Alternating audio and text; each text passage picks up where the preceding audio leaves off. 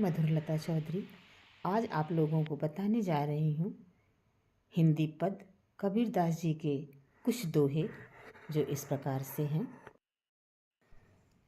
यह घर प्रेम का खाला का घर नाही, शीस उतारे हाथ ही करे, सो पैठे घर माही। यह घर प्रेम का खाला का घर नाही, शीस उतारे हाथी करी, सौ पैठ घर माही। इस दोहे में कबीरदास जी ने कहा है परमात्मा और भक्ति से भरा ये वो जगह है। प्रेम का घर परमात्मा और भक्ति से भरा ये वो जगह है। ये वो जगह है जाने के लिए सच्ची भक्ति, प्रेम और भक्ति से भरी वो जगह है। ये वो जगह है जहाँ पर जाने के लिए सच्ची भक्ति और आत्मसमर्पण की आवश्यकता होती है। परमात्मा और भक्ति से भरी ये वो जगह है जहाँ पर जाने के लिए सच्ची भक्ति और समर्पण की आवश्यकता होती है। खाला का घर यानी इस दोहे में कबीरदास जी ने कहा है यह घर मौसी का घर नहीं है। यह जो घर है वो मौसी का घर नहीं है कि जहाँ पर आप मनमाना प्रवेश कर सकें। खाला का घर नाही, कबीरदास जी ने ये कहा है ये घर मौसी का घर नहीं है कि आप अपनी इच्छा से जब भी आपका मन हो सिर उठाकर आप आ जाएं, अपनी मौसी के घर में प्रवेश कर जाएं, अपनी इच्छा से चले जाएं। या आप मौसी के घर जो जाते हैं आप अपनी इच्छा से बिना पूछे जा सकते हैं, चले जा सकते हैं। शीस उतारी हाथ ही करी, शीस उतारे हाथ ही करी। इसका अर्थ इस प्रकार है अपना अहंकार को खत्म कर, अपने अहंकार अपने घमंड को खत्म कर, अपने अहंकार अपने घमंड को खत्म कर धरती पर रख कर, खत्म करके इसे धरती पर रख कर अपने अहंकार की बलि देकर, अपने अहंकार की बलि देकर ही प्रेम रूपी घर में प्रवेश कर सकते हैं। आप अपने अहंकार अपने घमंड को जमीन पर रख कर ही प्रेम रूपी घर में प्रवेश कर सकते हैं। तो ये है इस दोहे का अर्थ। दोहा, साधु ऐसा चाहिए जैसे सूप स्वभाव, साधु ऐसे चाहिए जैसे सूप स्वभाव, सारी को गही रहे थोथा दे उड़ाए। साधु ऐसे चाहिए जैसे सूप स्वभाव, सारी को गही रहे थोथा दे उड़ाए। इसका अर्थ इस प्रकार है एक सज्जन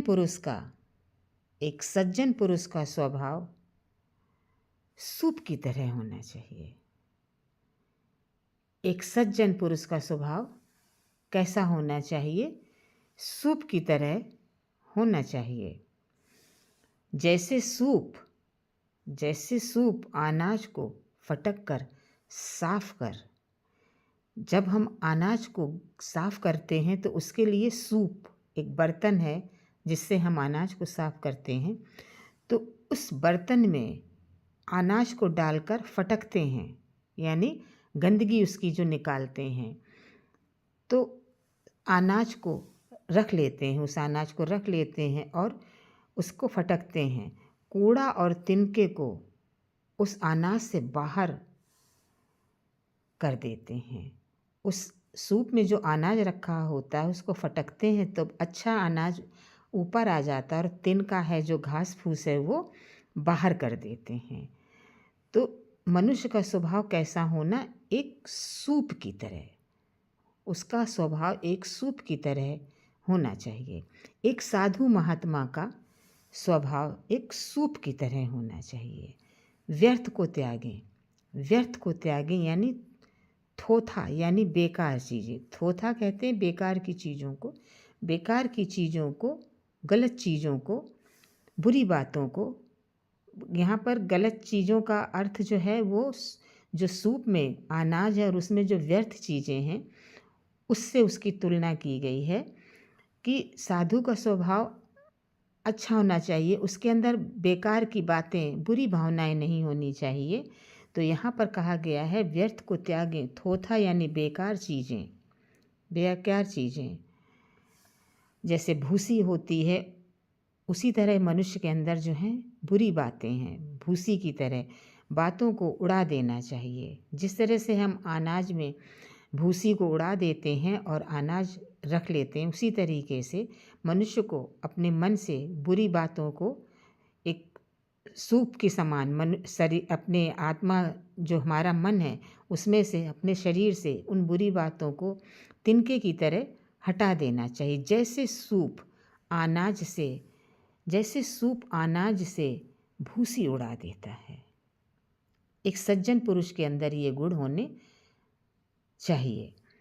फिर इसका सार यह है, यह दोहा जीवन में हमें विवेक और सकारात्मकता, यह दोहा हमें जीवन में विवेक और सकारात्मक दृष्टिकोण अपनाने की प्रेरणा देता है। सकारात्मक दृष्टिकोण अपनाने की प्रेरणा देता है कि हम हर स्थिति में अच्छाई को पहचान कर ग्रहण कर सकें, कि हम अपने जीवन में अच्छाइयों को पहचान कर उन्हें ग्रहण करें और बुराइयों को त्याग दें। जिस प्रकार सूप में अनाज रहता है और उसके फटकने से अनाज को साफ अनाज हम अपनी तरफ कर लेते हैं और उस अनाज में जो तिनका है, मिट्टी है, उसे निकाल कर बाहर कर देते हैं। उसी तरीके से एक सज्जन पुरुष जो है, सज्जन पुरुष का मन भी ऐसा ही होना चाहिए। अच्छी चीज़ों को ग्रहण कर बाहरी चीज़ों को, अपने मन की गंदगी को निकाल कर बाहर फेंक देना चाहिए। तो आज मैंने कबीरदास जी के 2 दोहे बताए हैं और अभी मैं इस वीडियो को अपलोड करूँगी। फ्रेंड्स, जो भी आप लोग नहीं समझ पा रहे हैं या जो भी आपको पूछना है तो आप कमेंट्स बॉक्स में अपना कमेंट्स दे सकते हैं और मैं कैसा पढ़ा रही हूँ ये भी बता सकते हैं। जब तक के लिए शुभ रात्रि।